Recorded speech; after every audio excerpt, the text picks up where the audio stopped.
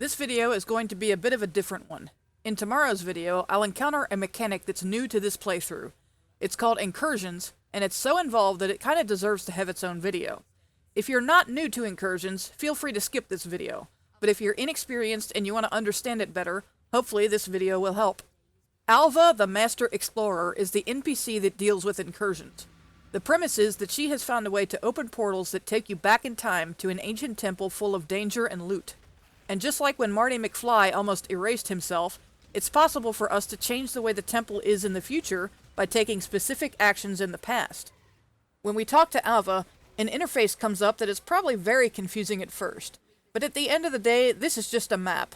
Alva chooses a room to send you to. I don't know if this is totally random or if there is some deterministic way that she chooses the rooms, but you can see which room we're about to work on by the special border around it. In the upper right of the screen is the map of that room. The two icons in the middle represent the mini-bosses. The lower left description is associated with the lower left icon, and the same for those on the upper right. You can only kill one of these mini-bosses. The other will disappear when the first is killed, so you have to make a choice. The descriptions tell you what will happen when you kill a given boss. The idea is that killing the boss will upgrade the room in some way.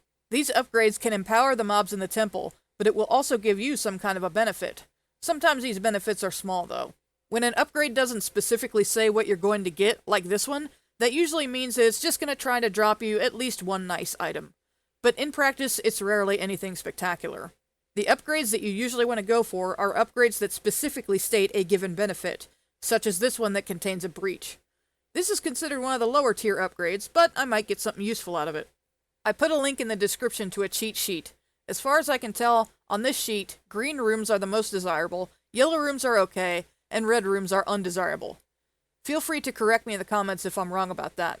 But I do see a lot of people talking about the corruption room and the unique sacrifice rooms, so I assume those two are generally the ones we want to aim for. In the remaining rooms, you can do whatever you want. Most of the temple is just selecting whatever loot pinata you'd like to activate. You'll notice on the map that only some of the rooms are actually connected to each other at the start. If you're fast enough, it's possible to open up more rooms. On the diagram of the room, the red dots represent locked doors. If we select an adjacent room on the map, we can see a red dot highlight. This red dot represents the door that needs to be opened to get to that adjacent room. These locked doors require a stone of passage. Based on what I've read, there is always one stone of passage available in every incursion, but you don't know which mob is going to drop it. It could be the very last mob you kill. I still struggle with clearing the place fast enough to open a door, but I'm getting there. I read on the wiki that there is actually another way to open doors that you couldn't reach in time. If you find a flash powder keg in the final temple, you can blast your way through. Opening another room is usually a secondary objective, especially if you're new to the mechanic and you can't reliably kill every single mob in the room. The primary objective is to kill that boss you've chosen. Once we've chosen our boss and our door, we can enter the portal. Be sure to be ready for a crazy fight. This room is very densely packed with mobs, and you only have a few seconds to get to your boss of choice and kill them. When you kill mobs, it does add to the timer, but you still won't be able to stay in here for much longer than about 30 seconds. After you've killed the boss, continue killing to your heart's content until the timer runs out. If you get that stone of passage, try to get a door open, preferably the one that you decided on before you came in. With luck, you'll manage to open up that passage. As you could see in this one, I actually got super lucky and I was able to just pop the door open while I was fighting the boss. It usually doesn't play out that way though. When you're booted out of the incursion, Alva drops you all the loot that you earned by killing the mobs. In my experience, it seems to be roughly the same kind of loot that you get in the normal course of play, maybe slightly better. It can be surprising sometimes. If you didn't manage to kill the boss, it's not the end of the world, but you do lose out on that room's upgrades until you start the next set of 12 incursions. There will still be stuff in the room to kill, but it usually won't be anything special.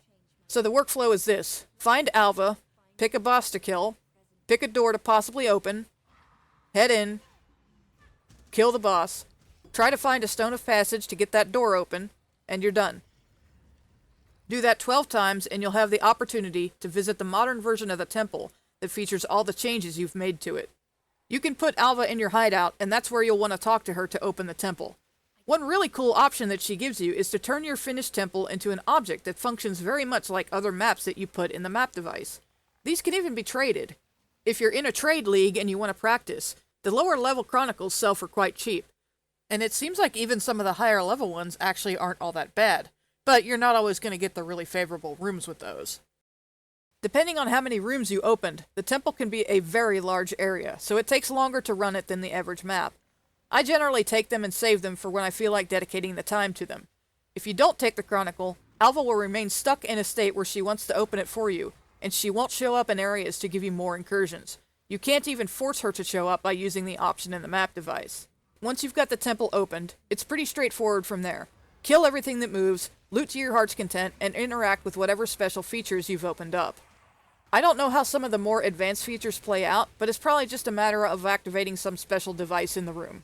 There are even a couple of bosses in the temple. I haven't fought them myself yet, though. It looks like they're not a super high priority anyway.